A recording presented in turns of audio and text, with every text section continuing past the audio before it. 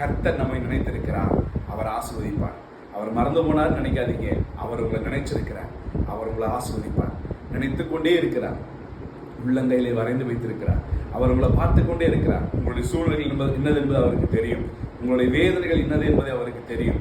நீங்க எவ்வளவாக கஷ்டப்படுறீங்க அப்படிங்கிறது அவர் ஆண்டவராகிய கர்த்தருக்கு தெரியும். அவரிடத்துல நம்பிக்கையோடு கூட காத்திருக்கமாகவே கர்த்தர் ஜெயத்தை கட்டளையிடுவார். தேவ பிள்ளைகளே, சோர்ந்து போகாதிருங்க.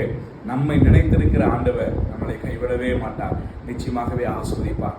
ஒரு முறை ஒரு சகோதரர் தன்னுடைய குடும்பத்திற்காக தனக்காக சொல்லி தன்னுடைய ஜீவ காலத்தை சரியாக நடப்பிக்கணும், ஒரு நல்ல ஒரு சேவிங்ஸ் வேணும்னு சொல்லி எதிர்பார்த்தார்.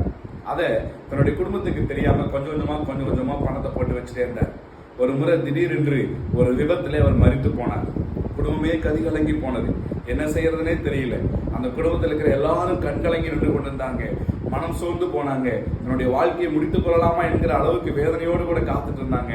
அப்படிப்பட்ட காலகட்டங்கள் கடந்து போய் 1 மாத காலத்துக்குள்ளாகவே அவருடைய வீடு தேடி ஒருத்தங்க வந்து சொன்னாங்க, குடும்பத்தில் இருக்கிற இந்த நபர் எங்களுடைய LICல பணத்தை போட்டிருக்கிறாரு, அவர் விபத்தில் மறிந்தாருன்னு சொன்னாங்க, கேள்விப்பட்டோம்.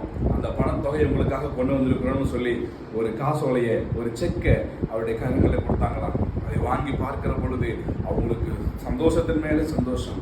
அது எல்லாவற்றையும் காட்டிலும் என்னுடைய கணவர் என்னுடைய குடும்பத்தை, தன்னுடைய குடும்பத்தை அவர் நேசித்தது நிமித்தமாக நம்மளை நினைச்சு பார்த்திருக்கிறாரு, செத்தாலும் உதவி கிடைக்கணும் அப்படிங்கிற ஒரு உணர்வு அவருக்குள்ள இருந்திருக்கதே நினைச்சு அவங்க சந்தோஷத்தோடு கூட ஆனந்த கண்ணீரோடு கூட கடவுளுக்கு நன்றி சொன்னாங்களாம். தேவ பிள்ளைகளே, அதை விட மேலானவர் நம்முடைய ஆண்டவராகிய இயேசு கிறிஸ்து.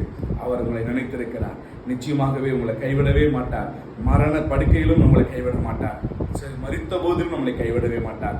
செத்து 4 நாள் ஆயிற்றேன்னு சொல்லி லாசருவை நினைத்து பார்த்து மார்த்தாள் வேதனைப்பட்டான். ஆனால் ஆண்டவராகிய கர்த்தர் தேவனுடைய நாமத்தை மகிமைப்படுத்துவதற்காகவே உயிர்த்தெழ வைக்க வேண்டும் என்கிற ஒரே ஒரு நோக்கத்துக்காகவே வாசல் அண்டையில, கல்லறையின் வாசல் அண்டையில நின்று கொண்டிருந்தார். தேவ பிள்ளையே, அவர் உங்களை பார்த்து கண் கலங்குகிறார்.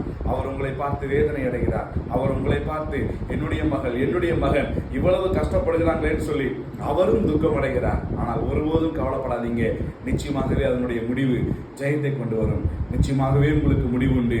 உங்களுடைய நம்பிக்கை வீண் போகாது.